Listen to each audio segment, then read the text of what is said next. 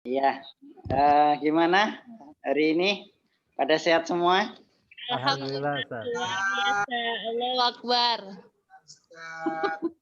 Luar biasa ya Siska ya. Kapan mau traktir ini? Kayaknya. Baru Siap. Jadi enggak ini gitu loh. Apa udah masa lalu? Aduh, baru diomongin Monik. Gimana sih? 3C komitmen kok, Sat. Nah, Sat, kita lagi mengagendakan kan, Sat. Mau di mana, Sat?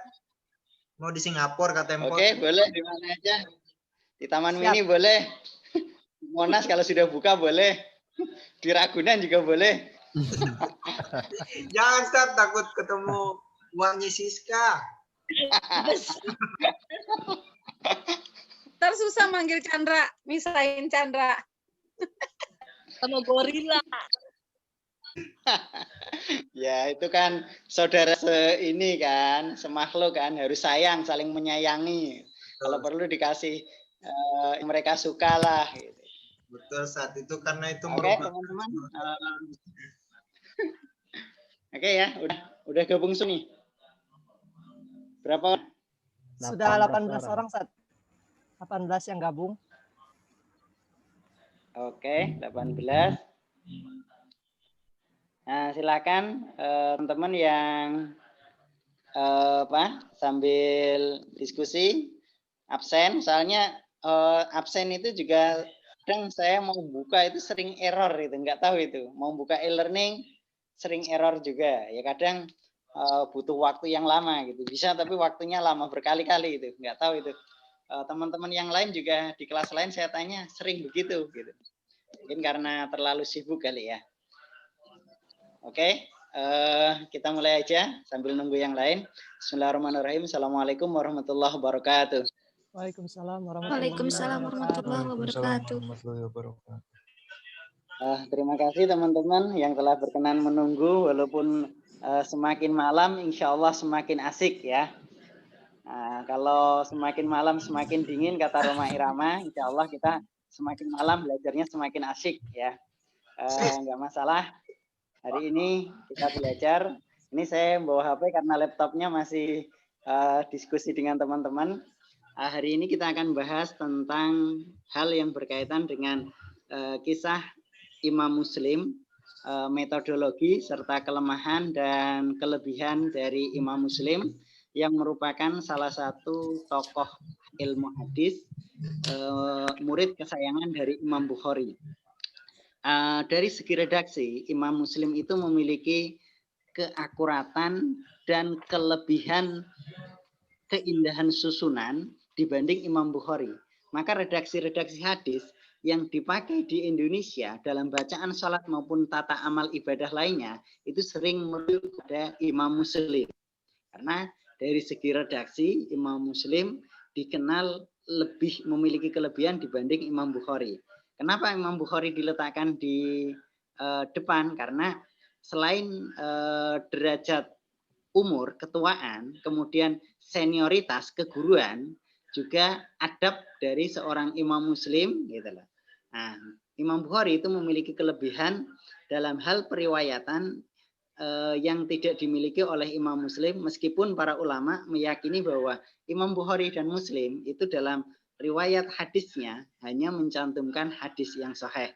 Nah, adapun untuk hadis yang menuntut ilmu nanti kita bisa pelajari bareng-bareng dikaitkan dengan al-waqi'iyah atau realitas kehidupan, bagaimana konsep menuntut ilmu dalam pandangan Nabi dikaitkan dengan kekinian. Nah, sekarang itu kan ada ancaman degradasi generasi pasca muncul COVID-19 ini. Orang sekolahnya sebagian nggak sekolah, gitu loh, karena tekanan ekonomi. Yang kuliah sebagian cuti, kemudian yang mau nikah juga ditunda, gitu loh. Yang mau resepsi dibatalin, gitu loh. Banyak itu kejadian-kejadian kayak gitu. Nah, yang belajar juga tidak maksimal karena hanya dibantu oleh orang tua dan tidak semua orang tua itu bisa menemani belajar ya. Ini namanya oleh WHO itu disebut ancaman degradasi generasi. Nah, generasi yang kira-kira muncul pada 10 atau 20 tahun yang akan datang, ini dikhawatirkan gitu, mengalami perubahan atau semacam penurunan meskipun teknologi semakin maju, tetapi sumber daya manusianya itu semakin rendah. Gitu. Ini yang dikhawatirkan. Ya, kita coba nanti bahas bareng-bareng. Untuk itu kepada pemakalah dipersilahkan, saya sambil ikut diskusi teman-teman yang lain ya. Ya, silahkan.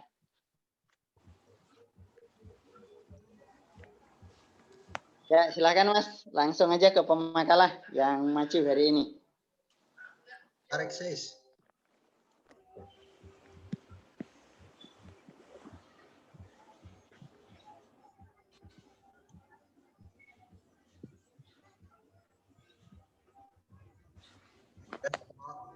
Gimana pemakalah yang mau di screen makalahnya atau PPT-nya? PT-nya aja nih, Man. PPT butuh waktu bentar ya. Karena kalau ini nggak apa-apa untuk pembukaan silakan masuk dulu nanti sambil proses sambilan. Oke, Fatimah. Bentar belum, Mi. Bismillahirrahmanirrahim. Assalamualaikum warahmatullahi wabarakatuh. Waalaikumsalam warahmatullahi wabarakatuh. Wabarakatuh. Di sini kami ingin membahas tentang studi naskah hadis, kewajiban menuntut ilmu. Terus mau di Google Class.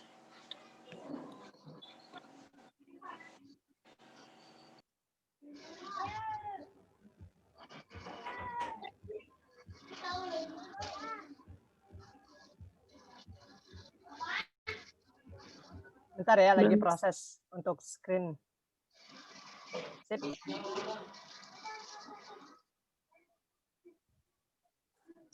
Sip.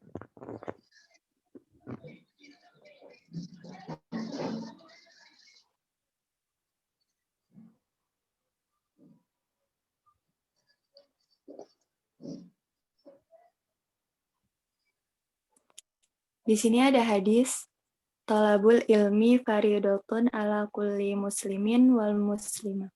Artinya, mencari ilmu itu wajib bagi setiap muslim laki-laki maupun muslim perempuan. Hadis riwayat Ibnu Abdil Bar.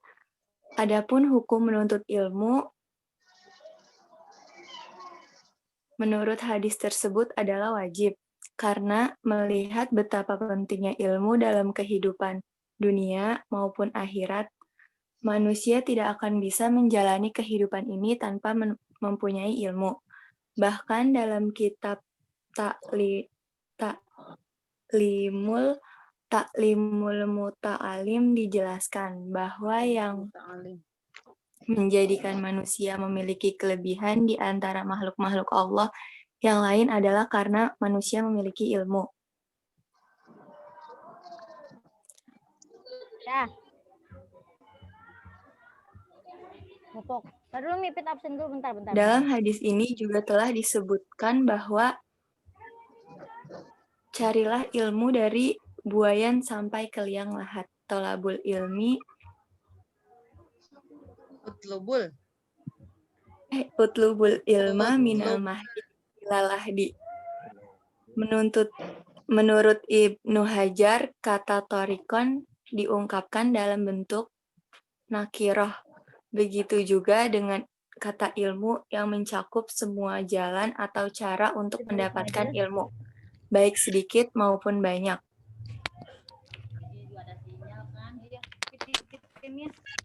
Kalimat sahalallahu bihi tariqon. Allah memudahkan baginya jalan, yaitu Allah memudahkan baginya jalan di akhirat atau jalan di dunia, dengan cara memberi hidayah untuk melakukan perbuatan baik yang mengantarkannya menuju surga.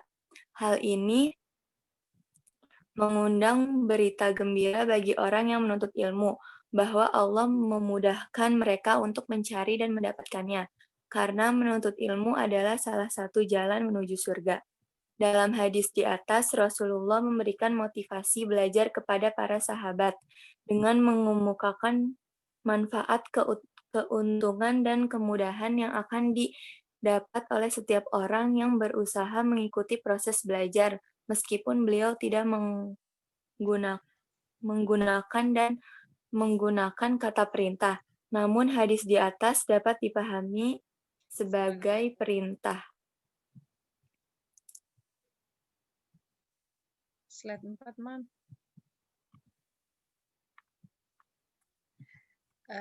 Saya akan melanjutkan signifikan dengan kehidupan yang sekarang. Pertama, hadis tentang hukum menuntut ilmu. Kedua, hadis tentang anjuran menjaga ilmu. Ketiga, hadis tentang keutamaan menuntut ilmu.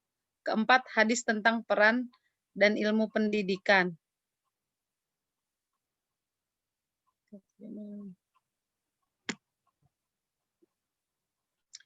Kesimpulan dari penjelasan hadis-hadis di atas dapat ditarik kesimpulan bahwa pertama, menuntut ilmu agama adalah wajib bagi setiap muslim dan jangan memberikan ilmu agama kepada orang yang enggan menerima ilmu. Kedua, ilmu akan musnah jika tidak ada lagi para ulama sehingga banyak para pemimpin yang memberi fatwa tanpa menggunakan ilmu pengetahuan, sehingga mereka saling menyesatkan satu sama lain. Ketiga, bahwa ilmu manusia akan mendapatkan kebahagiaan di dunia maupun di akhirat. Orang yang menempuh perjalanan untuk mencari ilmu sama dengan orang yang sedang menempuh perjalanan menuju surga. Hal ini merupakan kemuliaan yang diberikan Allah kepada orang yang mencari ilmu. Keempat, ilmu mempunyai peranan yang sangat penting dalam dunia pendidikan, yang mana pendidikan adalah universal, ada keseimbangan antara aspek intelektual dan spiritual, antara sifat jasmani dan rohani. Dengan pendidikan yang benar dan kuat, maka akan tumbuh generasi penerus bangsa yang beradab dan bermartabat.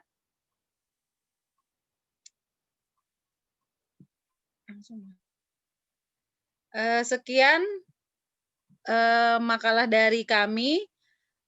Kepada teman-teman, apabila ada yang ingin dipertanyakan, silakan 2 pertanyaan pertama.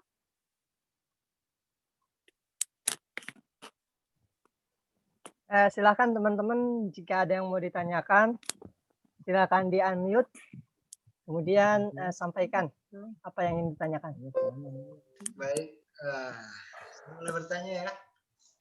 Saya mau Ya, silakan. ada Duo Siti.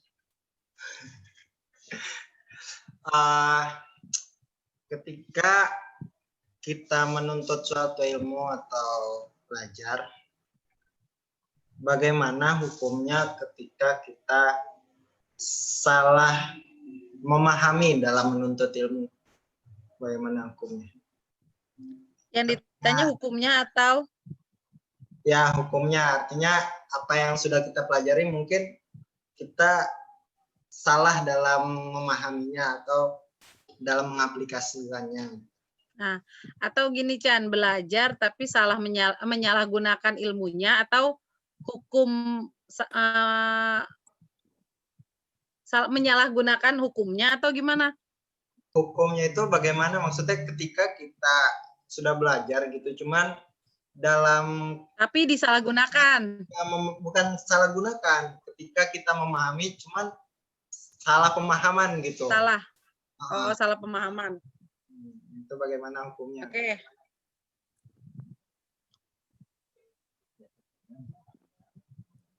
Mau langsung dijawab atau menunggu pertanyaan yang lain? Pemateri? Fatimah mau coba jawab nggak? Nanti dulu lagi cari. Oke. Kalau ini? Yang lain ada yang mau mencoba menjawab? Saya coba jawab ya, Chan. Kalau gini ya, kan di hadis disebutkan di hadis di sini kita belajar itu kepada seorang guru, gitu kan? Kita harus cari guru atau alim ulama, gitu kan? Yang ilmunya memang mungkin tidak diragukan lagi, gitu. Jadi memang kita diwajibkan menuntut ilmu, tapi kita menuntut ilmunya pun tidak sembarangan menuntut ilmu di mana-mana gitu. Jadi kan kalau bisa kita menuntut ilmu tapi jelas gitu gurunya atau yang kita pelajarinya itu jelas gitu. Itu aja sih Chan. Mungkin kalau secara hukum nggak ada hukumnya gitu ya. Cuma kalau bisa pada saat kita menuntut ilmu kan di situ tadi ada hadisnya. Diusahakan kepada alim ulama. Jadi memang yang berilmu gitu. Ilmunya itu kalau bisa ya dia ilmunya dunia dan akhirat gitu. Jadi dia tahu ilmunya berdasarkan Al-Qur'an dan hadis gitu. Jadi tidak kita berguru ke sembarang orang gitu. Itu aja sih. Kalau secara hukum misal ditanya hukumnya, saya juga bingung ya. Maksudnya nggak ada sih kalau hukumnya itu nggak ada gitu. Karena kan itu bukan kesalahan kita juga. Cuma kita sebagai yang ingin mencari ilmu, kalau bisa ya cari guru atau pedoman kita itu ya berdasarkan Al-Quran dan hadis. Atau Kokoh mau menambahkan? Ya, apa? Mungkin bisa saya kasih gambaran gitu. Misalnya seorang itu belajar tentang jihad gitu kan. Nah, ketika dia mengamalkan ketika dalam peperangan gitu, mungkin dia menganggap kan bahwa mati syahid itu suatu amalan yang bagus gitu kan. Ya, jihad. Ketika dalam suatu perperangan gitu kan, dia mengambil langkah untuk bom bunuh diri. Nah, gitu kan. Artinya kan kalau menurut saya gitu ada suatu kesalahpahaman gitu. Nah, jadi di sini tuh maksudnya gimana gitu? Apakah yang dilakukannya itu diterima amalnya atau gimana? Atau maksudnya gitu. Mungkin dia niatnya emang baik gitu, cuman ya mungkin caranya yang salah atau gimana? Boleh bantu jawab? Ayo Ya. bantu jawab. Coba Ya, boleh. kita sharing. Ya, sharing. Ini kan tadi konsepnya salah memahami ya. Nah, sekarang kalau saya pribadi orang yang bersangkutan ini, pelaku ini, ya dia belajarnya seperti apa? Apakah belajarnya memang sudah dibimbing oleh guru atau belajar sendiri? Itu yang jadi perhatian. Itu. Kemudian ketika belajar sama guru perlu diperhatikan juga yang tadi Empo sampaikan, ya bagaimana ibaratkan tindak tanduknya, ya ilmu yang mereka diibaratkan kalau guru sekarang sertifikasinya lah, gitu. Jadi buat menandakan kelayakannya atau tidak seperti itu. Nah, berbicara tadi seputar memahami salah, untuk hukum tentu saya pribadi kurang tahu karena kan hukum itu sesuatu yang ini ya. Nah, kalau untuk masalah tadi memahami salah, mungkin teman-teman pernah dengar gitu seputar nggak tahu ini kejadiannya ketika di zaman Rasulullah atau Khalifah, yang mana ada seorang dokter, ya mana dokter tersebut memiliki buku-buku yang banyak. Nah, buku-buku banyak itu, kemudian dia punya anak, tapi anaknya ini nggak diajarin ilmu kedokteran. Ya, akhirnya ketika si ayah itu, yang seorang dokter itu wafat, kemudian ayah itu meninggalkan buku banyak, ya buku-buku kedokteran dalam tulisan bahasa Arab banyak. Nah, setelah itu si anak itu belajar secara sendiri, ya sehingga lama-lama dipercaya sebagai seorang dokter, ya belajar sendiri. Namun yang menjadi kesalahan fatal ketika ada sebuah riwayat, ya yang mana tentang kalau nggak salah ya Habbatus Sauda merupakan obat dari segala penyakit gitu. Namun karena si anak ini belajar sendiri, memahaminya sendiri, jadi bacaan Habbatus Sauda itu diartikan ini ular hitam. Ya, ular hitam itu menjadi obat bagi seluruh penyakit. Sehingga ketika itu ada beberapa penyakit sehingga orang-orang pada ikut rekomendasinya, yaitu ular hitam itu bisa menjadi obat bagi yang lain. Ini karena ia belajar sendiri tanpa didampingi orang tua, karena orang tuanya wafat duluan tanpa adanya guru. Ya, sehingga salah ketika memahami sendiri. Nah, akhirnya ketika itu dia ngajarin ke masyarakatnya sehingga masyarakat itu percaya, ternyata yang sakit-sakit itu malah meninggal semua. Nah, makanya gimana kesimpulannya gimana? Tentu orang yang belajar sendiri itu membahayakan orang lain sebenarnya. Ya, Itu salah satu contohnya. Untuk hukumnya, saya juga kurang tahu apakah haram, apakah diperbolehkan atau enggak, itu nanti diluruskan oleh oleh dosen atau pemateri. Terima kasih. Mungkin sedikit ini ya, Oh. karena yang pernah saya pelajari gitu kan, tentang istihad itu kan apa, pendapat kita sendiri gitu kan. Nah, istihad itu salah gitu, pahalanya satu, kalau istihadnya benar gitu 2 atau gitu ya. Jadi menurut saya tuh artinya apakah seorang ketika dalam salah memahami itu seperti kayak tadi kan, kayak membunuh diri gitu, apakah gitu amalannya tetap diterima atau emang tetap saja salah gitu? Boleh lagi nih atau gimana? Ada yang mau nih? Boleh tambahin, Chan? Gitu. Jadi gini, Chan. Kalau yang namanya ijtihad atau mati syahid ya, kan di situ pelajarannya dia tentang mati syahid kan.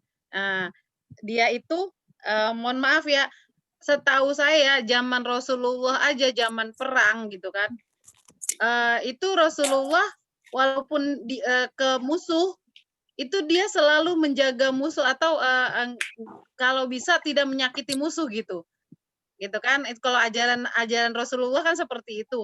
Bahkan tahanan pun diperlakukan dengan baik oleh Rasulullah. Walaupun dalam peperangan itu ada beberapa sahabat yang mati syahid gitu kan. Karena memang peperangannya benar-benar melawan Islam, melawan kafir gitu kan. Tapi kalau pada zaman sekarang gitu kan, kebanyakan ya yang salah itu jihad fisabilillahnya. Untuk peperangan di negara ini kan ada paling cuma beberapa negara kan yang memang ada peperangan itu, dan bom bunuh diri itu bukan salah satu cara gitu loh untuk mati syahid. Jadi pada saat dia bom bunuh diri, dia kan menyakiti dirinya dia sendiri dan menyakiti orang lain gitu kan. Nah, itu kan nggak boleh gitu kan. Jadi kalau menurut saya hukumnya kalau dia mati syahid bom bunuh diri itu justru dia dapat dosa gitu kan, karena dia menyakiti dirinya sendiri dan menyakiti orang lain gitu kan, walaupun alasannya dia berperang melawan Islam gitu kan, gitu. Kalau menurut saya sih seperti itu. Kalau menindaklanjuti tadi masalah ijtihad yang disampaikan Saudara Chandra ya, yang betul dapat 2, yang salah dapat 1, itu kan perlu syarat, Chandra, setahu saya gitu. Jadi nggak sembarangan kayak kita ijtihad gitu. Setahu saya, karena ada syarat-syarat khususnya. Sorobnya yang pertama harus mutqin, kemudian bawahan-bawahannya harus ada ya, ilmu sulufiknya, ilmu balaghahnya dan lain sebagainya. Jadi untuk orang-orang seperti kita gitu ya, saya pribadi itu ya tentu belum memenuhi syarat untuk berijtihad. Ya, kalau ini 2, wah ini betul nih. Makanya perlu adanya perwakilan seperti adanya MUI dan lain sebagainya, mereka yang benar-benar profesional di bidangnya. Seperti itu. Sehingga kita jadi pengikut gitu, tabi'in. Seperti itu. Mungkin ada yang mau tambahkan dan lain sebagainya.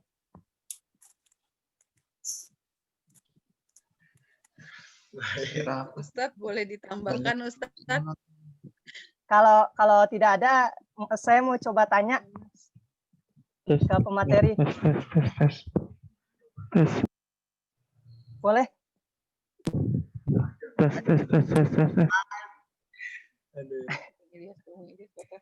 Gimana? Saya juga mau bertanya, boleh gak? Oke, Agung dulu ya, Agung. Ya, Salman dulu aja. Boleh, satu lagi, Cak. Oh iya, saya mau mendapatkan para Agung. Nih, Ini Chan, gimana Chan? Pertanyaannya Chan, udah puas atau belum nih? Kalau saya secara pribadi sih maksudnya belum menemukan jawabannya gitu. Ya, karena kita keterbatasan ilmu juga. Gitu. Tapi ya, Tes. terima kasih atas jawabannya. Saya tambahkan lah. Siap. Silakan Bang Ilyas. Iya.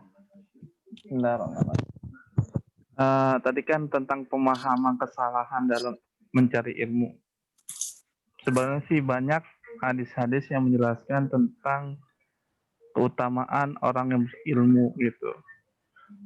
Kan maksudnya ada yang hadis tentang riwayat Muslim, man salaka tariqan yaltasimu fihi ilman, sahalallahu lahu bihi tariqan ilal jannah.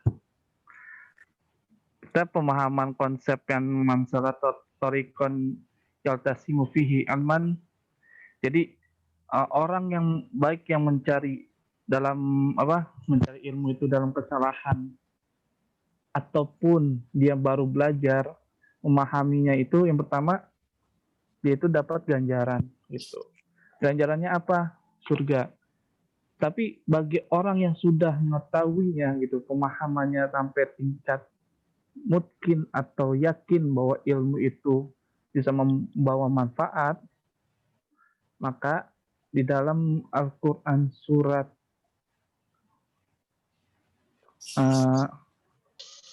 Al-Baqarah ayat 102, Allah berfirman, wa yata'allamu ma yadurruhum wala yanfa'uhum wala qad alimu liman ishtarahu ma lahu fil akhirati min khalaq wala bi'sa ma syarau bihi anfusahum law kanu ya'lamun. Yang artinya, dan mereka mempelajari sesuatu yang mencelakakan dan tidak memberi manfaat, dan sesungguhnya mereka telah yakin bahwa barang siapa yang menetapkan kitab Allah dengan sihir itu, niscaya tidak mendapat keuntungan di akhirat. Sungguh sangat buruk perbuatan mereka dengan sihir-sihirnya. Ayat ini melatar belakangi bahwa ada dua malaikat yang mendengar kabar berita. Intinya bahwa mereka itu dua malaikat pada zaman Nabi Sulaiman kalau nggak salah. Itu Nabi Sulaiman itu padahal tidak mengajarkan sesuatu apapun atau ucapan apapun, akan tetapi mereka mengajarkan tentang sihir. Nah, sedangkan Nabi Sulaiman itu mengajarkan tentang firman-firman Allah, bahwa barang siapa yang meyakini tentang keilmuannya, maka balasannya Allah akan lipatkan. Tapi di sini kedua malaikat itu malah mengajarkan tentang sihir gitu. Dan sedangkan yang dia dapat itu benar gitu ilmunya. Sedangkan mereka mengajarkan dengan sihir bahwa ini ilmu dari Allah. Apapun yang dia dapat bahwa benar. Nah, di sini konsep yang saya dapat gitu kan, yang pernah saya baca ini ya, bahwa yang mempelajari sesuatu itu yang mencelakakan, yang tidak memberi manfaat bagi orang lain, ya dia konsep itu tidak akan dapat keuntungan gitu. Kalau diputar balikan dari tentangnya hadis man salaka tariqan yaltasimu bihi ilman sallallahu tariqan ila jannah. Nah, konsep yang ada di sini, Allah mengultimatum bahwa jangan sampai gitu ilmu kalian itu salah digunakan atau salah memberikan penjelasan gitu. Kalian dapat A, malah dijelasannya B atau C atau D. Itu saja sih tambahannya. Ya kalau A, ya A gitu. Kalau contohnya dari Pak Suprapto kan, Ilyas beli gula itu kan 2 kilo. Diartikan Ilyas beli gula setengah kilo. Berarti kan itu udah merubah konsep dari informasi. Ya sebelah sono aja. Mati ngobok banget. Halo? Halo. Hai.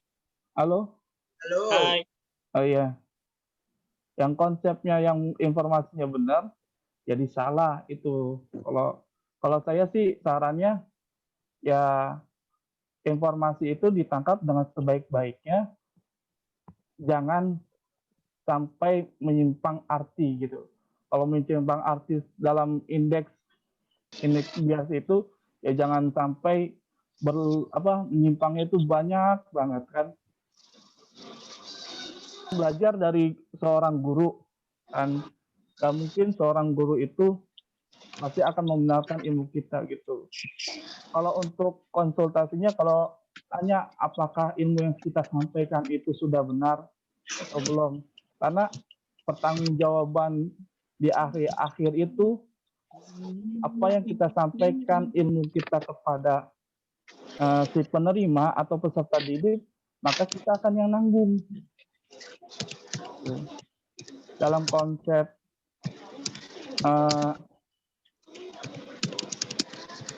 bahwa apa yang kita tanam kecil apapun, nah kita akan mendapat balasannya tersebut. Itu saja. Sekian. Waalaikumsalam warahmatullahi wabarakatuh. Waalaikumsalam warahmatullahi wabarakatuh. Terima kasih atas tambahannya, sangat detail. Makasih Bang Ilyas. Tadi pertanyaan dari Agung, jadi nggak? Mau nanya, gimana sih pendapat pemateri nih tentang orang yang sangat bersemangat menuntut ilmu, tapi dia itu egois. Maksudnya dia sekolah keluar, tapi nggak memperdulikan orang tuanya gitu di rumah. Ada juga orang yang udah berkeluarga, baru nikah. Nah, dia dapat undangan nih untuk sekolah di luar negeri. Dia meninggalkan istrinya. Terus ada juga orang yang suka belajar, sampai lupa nih, sampai nggak memperdulikan isi perutnya. Itu kan termasuk zalim kan pada diri sendiri. Ada juga orang yang suka belajar, ngutang sama orang buat bayar sekolahnya dia itu. Tapi giliran ditagih bilangnya belum ada duit. Nah, kalau diajak kerja, sama yang sesuai dengan jamnya dia. Tadi nih ya, Gung. Tadi dong, Pok. Kalau diajak kerja sama jam yang sesuai sama dia nih, yang dia kosong, dia nggak mau dengan alasan sibuk nih menuntut ilmu. Itu gimana sih pendapat pemateri tentang itu? Pertanyaan. Kalau ini Itu pendapat pertanyaannya ya. paket lengkap. Jadi kira-kira gimana tuh? Sebenarnya intinya itu Egois lah. Masing. Gue nggak pernah egois, gue nggak malu. Iya, Pak. Mungkin dari teman-teman mau menanggapi dan lain sebagainya. Ada yang mau curhat lagi? Ini aku pengalaman pribadi, Gung. Ini bukan pengalaman pribadi, Pok. Ada orang, bukan pengalaman saya, pengalaman orang. Kalau menurut saya ya berarti dia nggak boleh kayak gitulah gitu, salah gitu. Kalau menurut saya ya salah gitu kan. Ya pertama yang tadi, kalau sampai nggak makan itu kan ngezolimin diri sendiri. Terus kalau yang punya istri, punya suami, lah dia ngezolimin istri apa ngezolimin suami? Lah pahalanya justru gedean mensejahterakan istri atau suami dibandingkan menuntut ilmu kan gitu. Itu sih, Gung. Terus kalau yang tadi masalah utang, tapi untuk belajar, kan versinya beda lagi ya. Ya kalau nggak salah kemarin Ustadz pernah ceritakan, lillahi ta'ala gitu kan. Berdoa aja Allah pasti kasih jalan gitu kan, kalau itu gitu ya. Tapi kalau sampai menzolimi orang, apalagi suami istri orang tua gitu kan, ya nggak boleh lah gitu.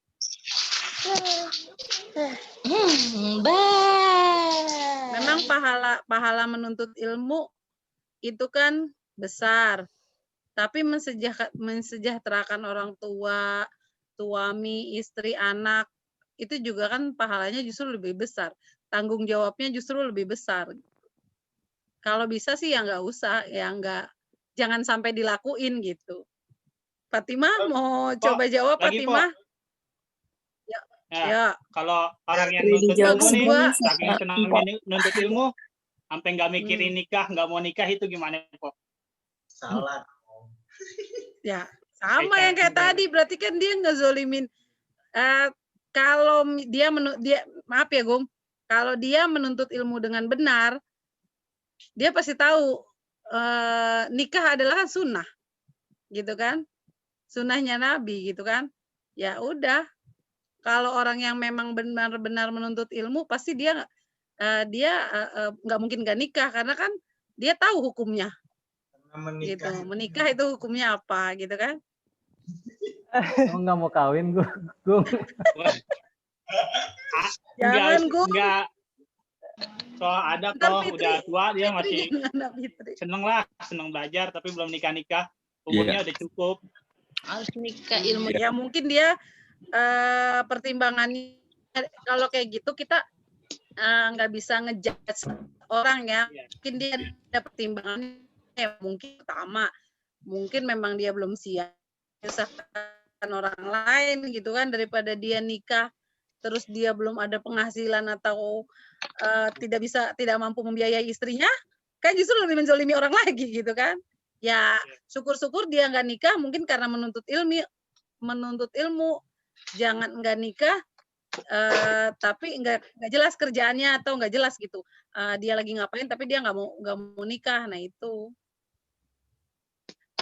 Tapi ya lebih baik nikah sambil nuntut ilmu gitu, ya nggak Jeng? Iya. Siap. Thank you, Pak.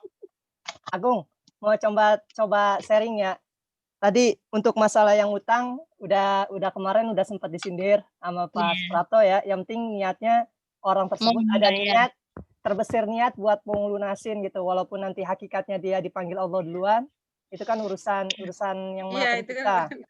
Terus untuk masalah tadi yang orang tua kemudian istri, kalau untuk masalah itu kan kita ngelihat di cover luar ya, kita nggak tahu dapur isinya seperti apa. Mungkin mereka sudah musyawarah, sudah sosialisasi sehingga ada kesimpulan itu gitu. Sedangkan isi dapurnya kita nggak tahu gitu, isi lebih detailnya, sehingga kalau kita beranggapan seperti itu kan jadi seakan-akan malah husnuzon yang kita ambil gitu, malah malah jelek gitu. Itu. Nah, untuk masalah tadi menikah, kalau menurut saya itu jalannya masing-masing ya. Ya, biasanya bahkan ada ulama kan kalau nggak salah ya, seorang tokoh yang bahkan nyampe nggak nikah saking semangatnya belajar. Itu kan konsep jalannya masing-masing, tapi memang sangat disarankan ya. Kan sunnah itu kan ada yang beranggapan dilaksanakan pahala, tidak dilaksanakan tidak mendapat dosa, tapi ada yang mengatakan rugi ya kan. Ya, namun ya surga dunia masa nggak mau diambil gitu. Oh my God. Terserah. Ya, seperti itu. Makasih. Ya, syukran. Jangan sampai kayak kemarin Pak Atta Baik ya. Nyesel kan dia nikah di umur 29, kenapa nggak di umur 24? Gitu kan? Anda baik. 27. Iya. Atau ya kan? Iya, dia bilang kan nyesel kalau yang nggak nikah, dia aja nyesel, dia nikahnya umur 27. Kenapa nggak waktu 21 atau 22 dia nikahnya? Ya pertimbangan kok, banyak pertimbangan. Masing-masing. Agung banyak yang ditimbang. Lemak. Mungkin tadi pertanyaan saya mau nanya tadi seputar ilmu. Kan ilmu selalu berkaitan dengan ulama ya. Iya. Ya seringkali gitu bersandingan. Gimana ketika seseorang senang, giroh untuk semangat untuk menuntut ilmunya, keren lah. Tapi ketika mencintai ke ulama gitu ya, itunya nggak mencintai ulama gitu. Dia giroh benar semangat dalam menuntut ilmu, ya ilmu agama dan lain sebagainya, tapi dia orangnya tidak mencintai ulama, bahkan setengah sebagian lah dicintai, sebagian lagi enggak gitu. Itu kira-kira konsepnya gimana, bisa dijelaskan? Mungkin orang yang senang menuntut ilmu tapi dia nggak mencintai ulama gitu. Sedangkan seringkali ulama sama ilmu itu sering disandingkan. Gimana pemateri? Sekarang gini, kalau menurut saya Man, pada saat dia mencari ilmu gitu kan, otomatis kan dia pasti mencintai ulama gitu kan, karena kan dia menuntut ilmu, kan nggak mungkin dia bersemangat menuntut ilmu kalau dia nggak suka dengan gurunya. Jadi kayak kita aja nih gitu kan, Kalau kita kan ya ada beberapa dosen gitu kan. Siska mungkin suka bahasa Arab. Enggak Iya gitu kan. Nah, tiba-tiba karena dia seneng banget bahasa Arab, ada nih dosennya gitu kan bahasa Arab, otomatis dia pasti menyukai dosennya gitu. Maksudnya menyukainya tanda kutip ya cara belajarnya gitu.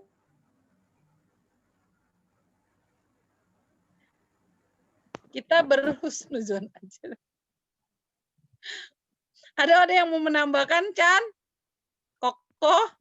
Nanya lagi boleh nggak, Kok? Nggak boleh, udah. Dong, aku juga mau Yang nanya. lagi mah banyak nih masih kalau boleh nanya lagi. Weh, lu nggak nanya, lu disuruh nanya. Oke, Ukti Ayu, silakan bertanya. Ayo. Apa perlu perantara? Kan tadi Adaptor, menjelaskan ya bahwa setiap orang yang mencari ilmu itu berarti dia mencari jalan menuju surga. Nah, ilmu seperti apa yang menunjukkan kita ke jalan surga? Apakah ilmu dunia dan akhirat harus seimbang atau akhirat saja? Atau bagaimana menurut Empok? Baik, itu saja pertanyaan saya. Terima kasih. Kalau menurut saya harus seimbang antara ilmu dunia dan ilmu akhirat gitu kan. Gitu. Harus balance lah gitu kan untuk menuju surga, karena ilmu dunia itu yang jelas sih balance antara ilmu dunia dan ilmu akhirat, tapi berdasarkan Al-Quran dan hadis. Jadi patokannya kita itu belajar itu nggak jauh dari Al-Quran dan hadis. Insya Allah kalau kita belajar berdasarkan Al-Quran dan hadis, itu nggak bakalan tersesat lah ibaratnya. Dunianya dapat, akhiratnya dapat. Gitu, Ayu. Kalau Salman mau saya, nambahin? kalau masalah balance untuk ilmu dunia dan akhirat, kayaknya kalau saya pribadi kayak kurang setuju ya. Karena dunia kan diibaratkan, kalau yang saya pernah dengar, diibaratkan setetes. Ketika tangan kita dimasukkan ke laut, itu diibaratkan setetes kan tuh ya. Itu dunia. Ya, sedangkan lautan yang membentang itu akhirat gitu. Jadi ketika kita ngebandingkan membalancekan antara ilmu dunia dengan akhirat gitu, kalau menurut saya, kalau saya pribadi enggak gitu. Karena harus lebih diprioritaskan, maksudnya lebih condong kepada ilmu akhirat, terutama ilmu keagamaan. Ya, terutama juga dalam ilmu ibadah, karena ibadah tentu ketika kita melakukan ibadah perlu adanya ilmu. Walaupun kita pintar dalam bidang dunia, semua orang muslim pasti wajib yang namanya bisa ilmu dalam beribadah minimal untuk dirinya pribadi. Seperti itu.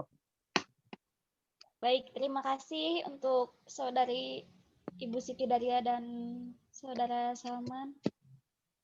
Jawabannya. Oh, kalau minta nasihat boleh gak, Po? Boleh. Minta makan aja juga boleh kok. Po, saya kan pernah nyoba belajar di beberapa lembaga gitu ya, Po. Tapi Iya, ngerasa yang kemarin gua anterin ya, Gung. Bukan. Tapi merasa nggak dapat hasil sama sekali, Po. Itu apa emang karena saya belum nemuin pola belajar saya yang benar, atau emang pengajarnya yang kurang bagus dalam mengajar? Coba kasih nasihat, Po, ke saya, Po. Susah dalam memahami pelajaran gitu.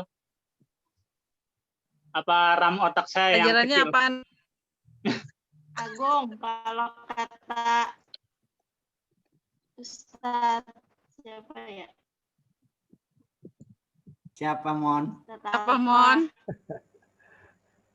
Kata Ustadz Suprapto kali. Kalau itu nggak perlu, maksudnya ilmu itu saat ini. Jadi mungkin 1 tahun ke depan, atau 1 minggu ke depan, 1 bulan ke depan, itu katanya sih seperti itu. Tapi sepertinya iya. Jadi nggak langsung. Coba bisa diulang? Itu Nggak paham. Maksudnya versi itu Monik ya. Kalau maksudnya nggak langsung nggak harus saat itu mengerti, Gung. Ada masanya gitu loh, ada waktunya. Mungkin nanti ada hal Ada hal feedback apa gitu. baru bisa, oh iya ini yang dulu diajarin Ustadz Prapto ya gitu, baru kayak gitu. Gitu. Bener nggak? Yes. Bisa jadi sih. Tapi Gung, kalau menurut gue ya Gung, pada saat kita belajar dimanapun itu kan kita belajar ilmu. Itu nggak ada yang sia-sia. Itu pasti akan bermanfaat buat kita. Ya itu yang tadi Monik bilang, nggak sekarang mungkin nanti gitu kan. Nah kalau Agung merasa kok kayaknya nggak dapat apa-apa gitu kan, itu balik lagi ke pribadinya nih. Apa nih yang salah kira-kira, kok kenapa saya ngerasa nggak setelah belajar di satu tempat kok kayaknya nggak ada manfaatnya buat saya gitu kan. Nah itu koreksi lagi mungkin ada something di Agungnya gitu kan, atau nggak konsen pada saat itu, atau mungkin emang nggak niat gitu, kayak cuman ngikutin aja ngisi kekosongan gitu. Tapi menurut saya apapun yang kita pelajari itu pasti bermanfaat buat kita, mungkin nggak sekarang atau nanti gitu. Mungkin nggak buat Agung gitu kan, Agung dengerin orang mungkin cara belajarnya dia ceramah dengerin begini-begini, cuman masuk aja di kepala gitu kan, oh iya diingat aja. Nah nanti pada saat Agung punya istri atau punya anak, siapa tahu justru itu diterapkan pada saat itu gitu, nggak harus sekarang gitu. Ya, terima kasih teman-teman atas nasihatnya. Mau nambahin? Wajada. Boleh ada yang mau menambahkan? Adi, Bang Adi mana nih Bang Adi? Ada. Halo? Halo ya. Iya. Bang Ilyas, Bang nambahin? Iya. Sebenarnya sih banyak nasihat-nasihat atau cerita-cerita para ulama gitu kan. Cerita-cerita para ulama. Bang, suaranya kekecilan Bang. Ya, cerita-cerita para ulama kayak Imam Malik mengadu kepada Imam Waqi tentang buruknya hafalannya, tentang putus asanya dia dalam menghafal gitu kan. Langsung ada lagi Ibnu Hajar. Ibnu Hajar Al-Asqalani. Dia dari itu dia nggak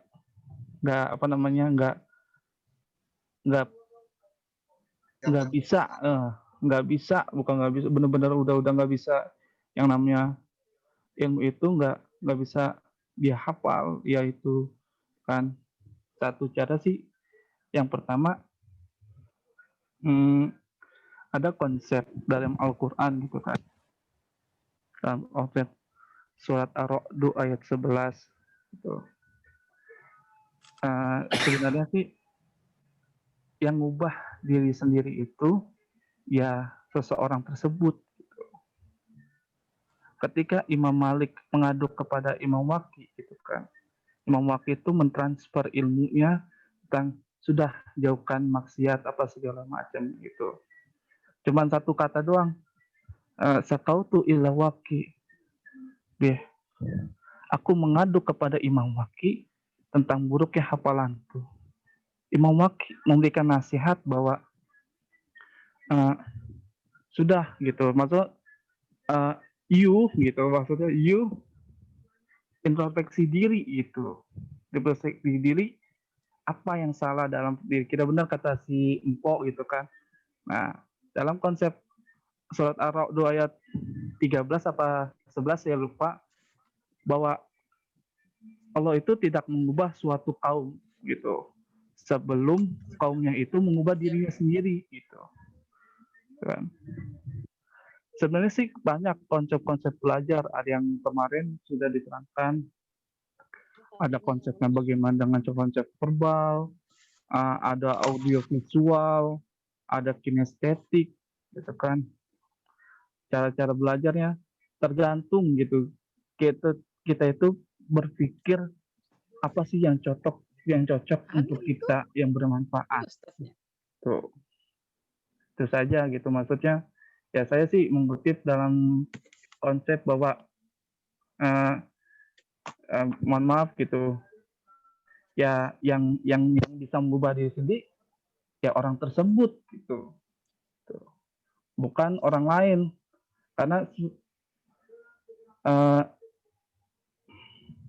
sepinter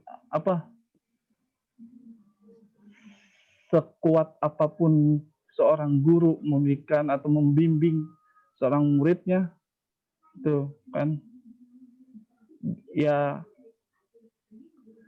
orang tersebutlah yang bisa mengubah dirinya menjadi sukses dalam ilmu tersebut gitu.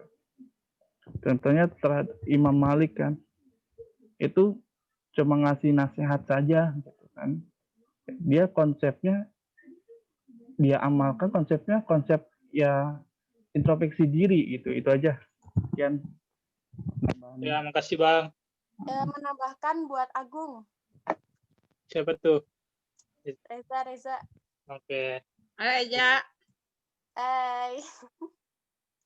Ya apa? Tadi ya, kalau menuntut ilmu kan mungkin sering ada yang dengar itu ya, nadom alala tananul ilma ila bisitatin, bahwasanya syarat mencari ilmu itu ada 6 perkara. Yang pertama itu kecerdasan, yang kedua itu kemauan, yang ketiga itu sabar, keempat biaya, kelima bimbingan guru dan waktu yang lama.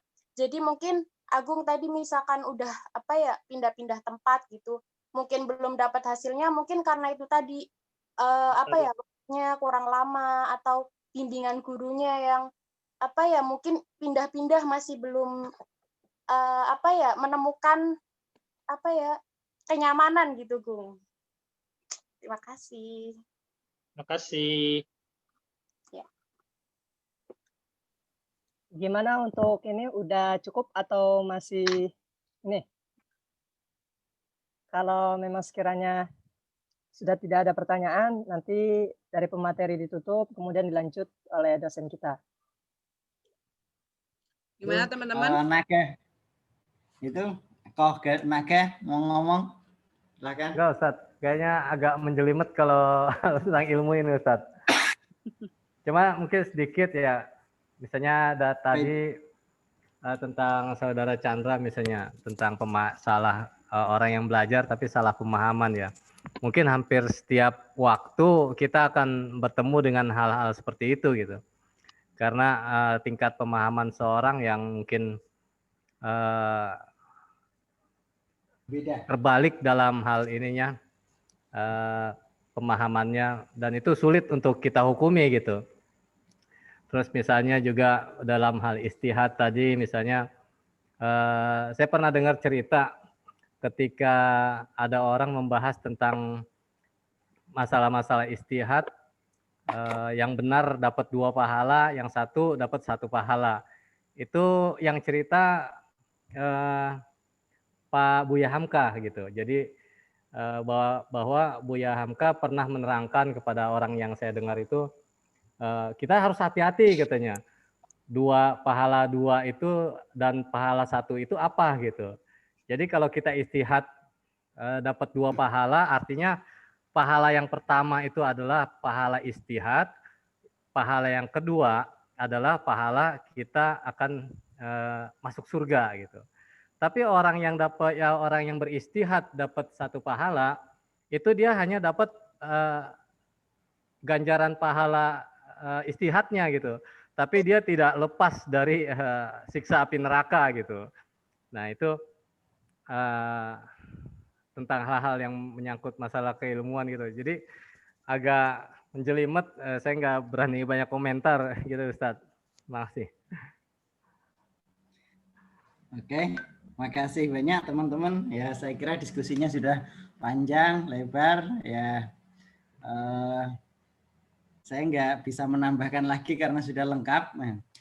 Tapi begini, masalah ijtihad itu ada kawasan-kawasan dalam agama yang diperbolehkan bagi mereka yang memiliki kemampuan. Ya, kawasannya ditentukan, syaratnya juga ditentukan. Jadi kawasan syariat itu tidak diperkenankan untuk berijtihad. Misalnya tentang al-ma'lum minad dini bidorurah, kewajiban yang harus diketahui oleh semua orang. Misalnya ini masuk dalam kawasan pertanyaan malaikat mungkar dan nangkir ketika masuk ke alam kubur, ya. Itu disebut al-ma'lum minad dini bidorurah, tentang man rabbuka, ketuhanan, waman nabiuka, tentang kenabian, waman imamuka, tentang Al-Quran, wama kiblatuka, tentang arah kiblat, wama ikhwanuka, wama dinuka. Itu disebut al-ma'lum minad dini bidorurah.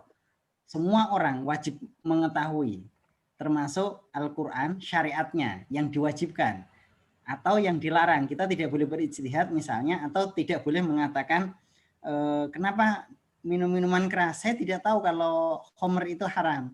Saya tidak tahu kalau ganja atau narkotik itu haram. Itu tidak diperbolehkan pembelaan.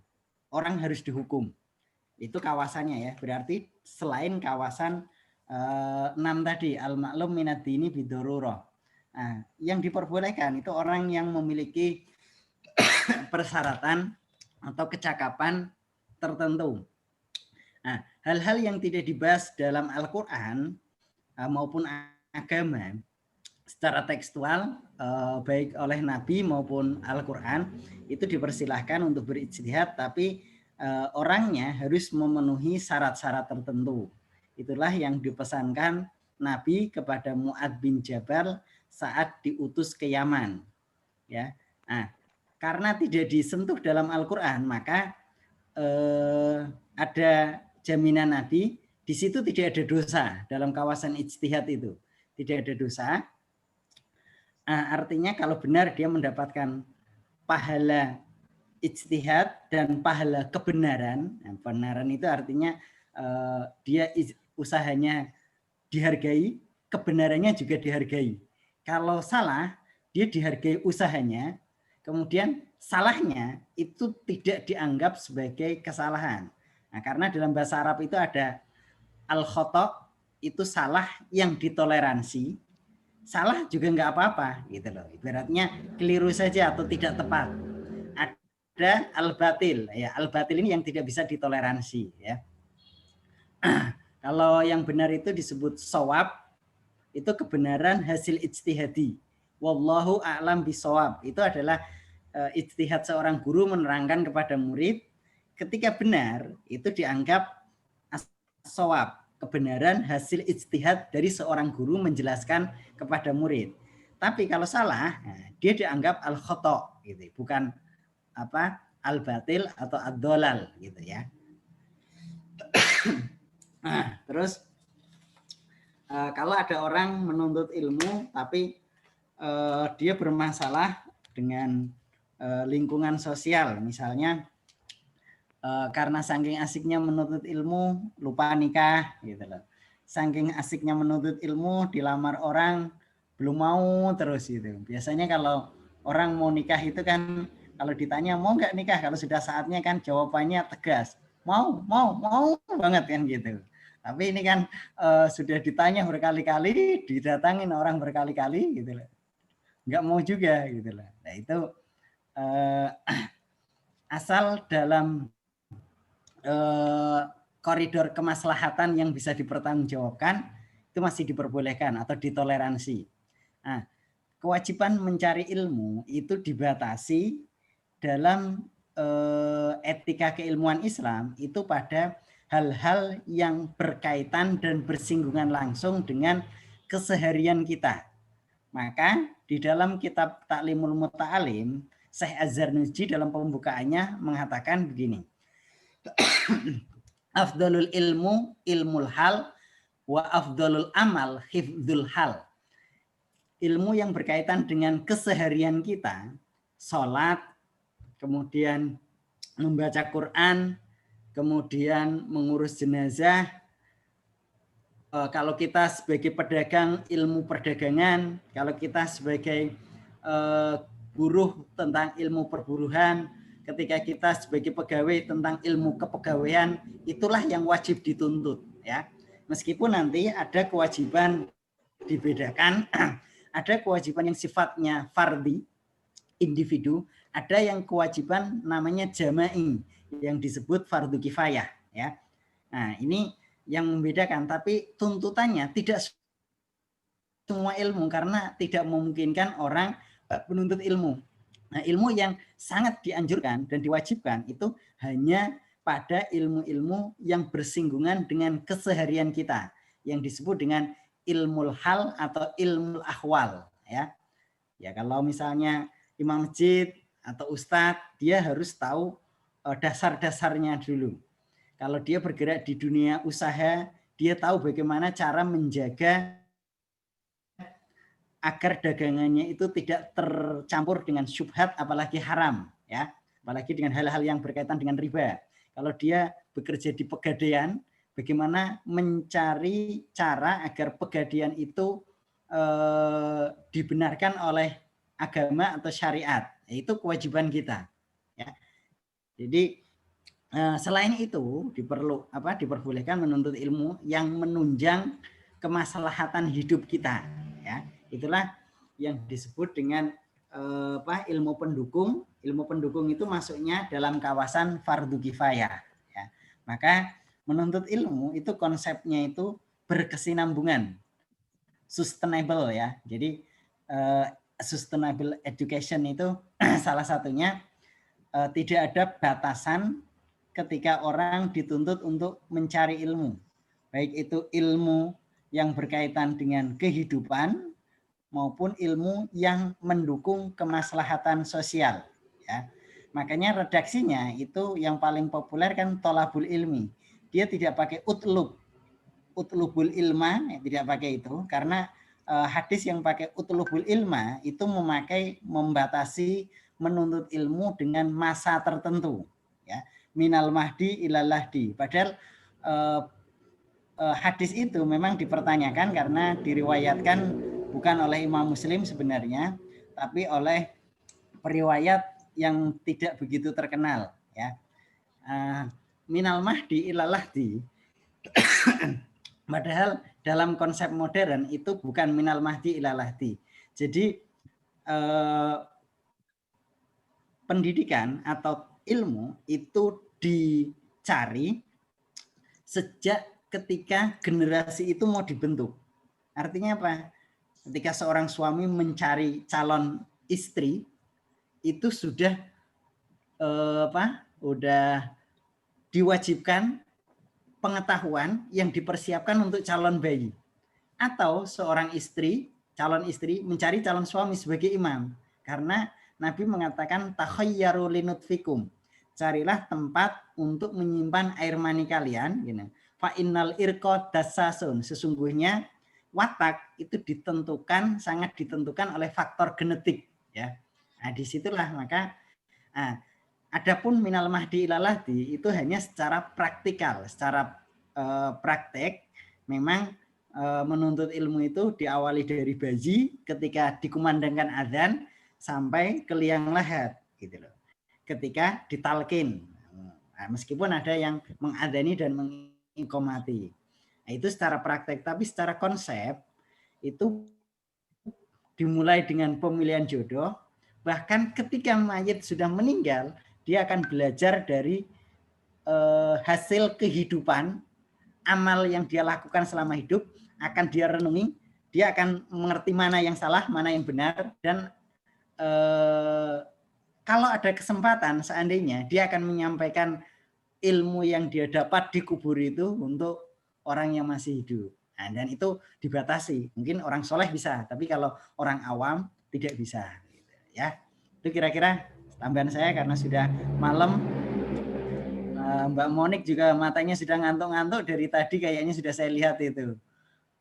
Tinggal 5 watt itu dipaksain juga ya. Itu. Udah Ustaz, tenang. Emang sipit. Nanya. Oh, memang sipit ya. Ya udah nggak apa-apa. Yang penting semuanya sehat. Ya, kita tutup dengan bacaan kafaratul majlis ya. Subhanakallahumma bihamdika asyhadu an la ilaha illa anta astaghfiruka wa atubu ilaik. Nah, jangan lupa buat kesimpulan ya di kolom e-learning, dan yang belum absen, saya lihat baru 17 tadi yang absen di e-learning ya. Dan assalamualaikum warahmatullahi wabarakatuh. Waalaikumsalam warahmatullahi wabarakatuh. Terima kasih Ustadz dan teman-teman.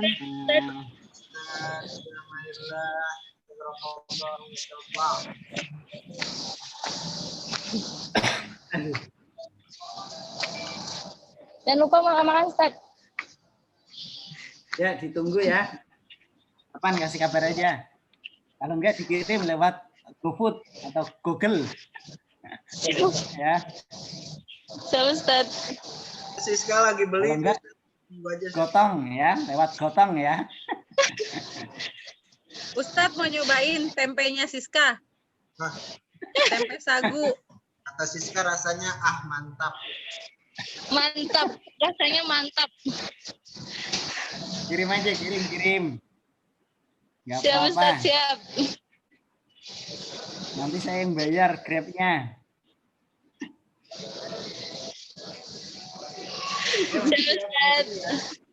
Kode tuh Siska. Kalau sampai nggak dikirim, ampun deh. Si C aja. Ini harus datang sendiri kali Bu. Jadi kalau dikirim lewat orang nggak ini gitu, nggak afdal. Orangnya aja yang datang. Pokoknya antar sendiri dia. Rumah Ustadz gitu. Dia nganternya nanti sekalian sama calonnya Ustadz. Jadi sekalian nggak itu minta restu. Amin. Ya, sah dah. Beneran. Kawinin aja. Kalian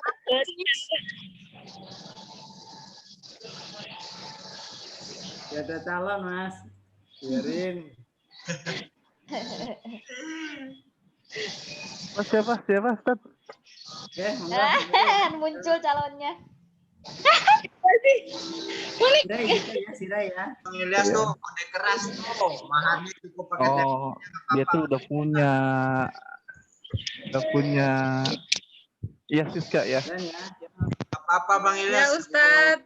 Waalaikumsalam. Ya Ustadz. Waalaikumsalam warahmatullahi wabarakatuh. Waalaikumsalam warahmatullahi wabarakatuh. Syukran Ustadz. Jazakumullah khair.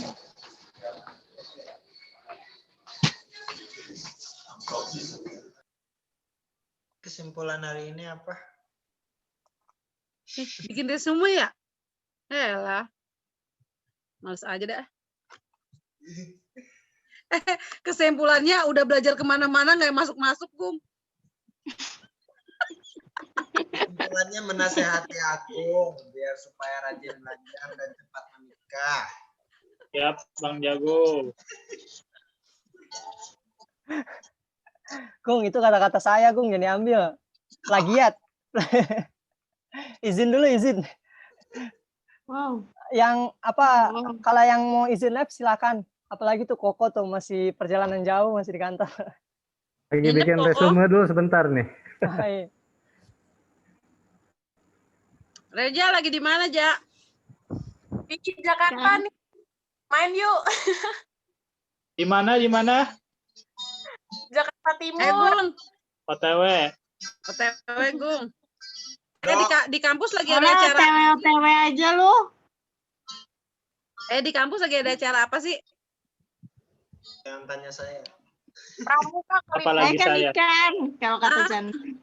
Menua apa pramuka sih? Pramuka kayaknya, Po. Kapan, Itu di statusnya Kak Zen. Ja lagi mubes kayaknya. Iya. Buka kayaknya. Di simpang jalan tubuh. Waduh. Kan?